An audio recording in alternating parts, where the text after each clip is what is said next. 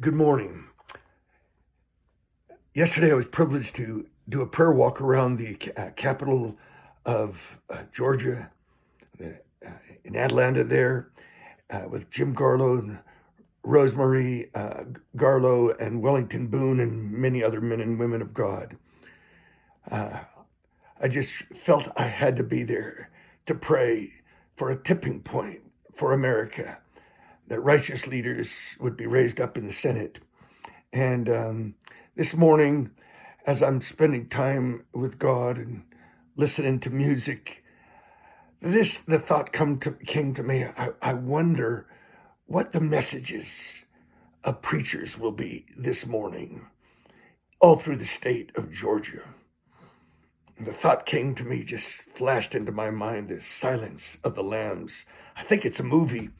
Never watched it. I think it's kind of maybe a scary movie, but I thought about lambs and wolves. Jesus said, beware of wolves that come and in sheep's clothing.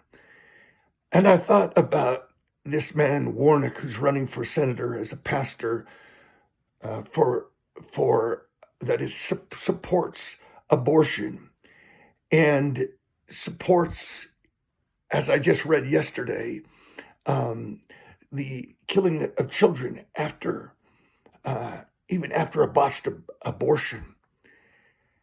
And I find myself knowing that great pastors and leaders are roaring today on this issue from their pulpits. But I wonder how many of them are silent lambs, men of God who maybe are fearful lest if they speak out, that they'll lose this unity that they've been working for with Black pastors, and this reconciliation that is so important. And they're afraid to offend that kind of leadership and unity. And then I thought that out of Atlanta came a great man named Martin Luther King. And I think pastors are crying for peace and reconciliation and trying so hard to be sensitive. I'm afraid that they've lost the guts, the fire of a Martin Luther King, who says they cry peace, but peace without justice is no peace at all. It's a false peace. There can be no peace when it comes to the murdering of the unborn. And I am convinced that Warnock is actually a wolf in sheep's clothing. And I wonder how many will compromise because of the issue of race and the issue of other social things. They'll compromise on the issue, and it's not an issue. It's the word of God on thou shalt not kill.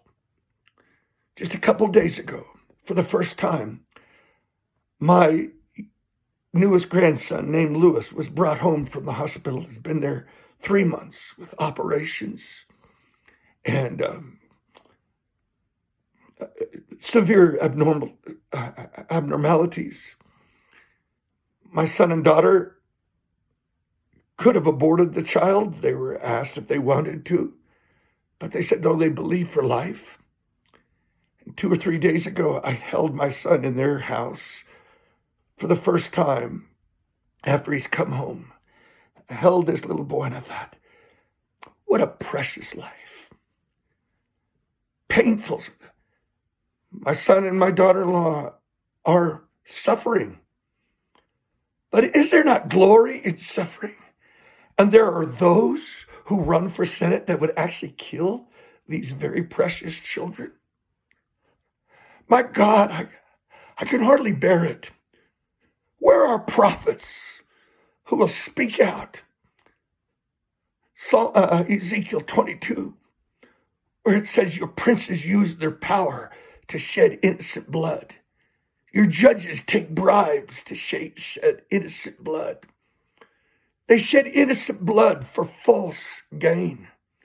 And then it says, God says in that chapter, I beat my fists. I beat my fists at the shedding of innocent blood. I wonder if the pulpits of Georgia are beating their fists today at the shedding of innocent blood, or is it the silence of the lambs? 3 days, 4 days to pray that God will make a difference and save this nation from, I believe, the judgment of the shedding of innocent blood. Once before, a march took place from Selma. From Selma, but a march took place called Sherman's March to Atlanta, and it broke the back of slavery. It broke the back of the Confederate War. And they burned Georgia to the ground because of the bloodshed of the slaves. Yesterday, we were in a march thinking, maybe this is a march of mercy.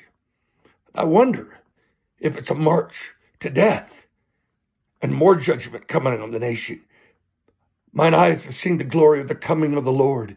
He's trampling out the vintage where the grapes of wrath are stored. He's loosed his faithful lightning of his terrible swift sword. His truth is marching on. God will not be mocked.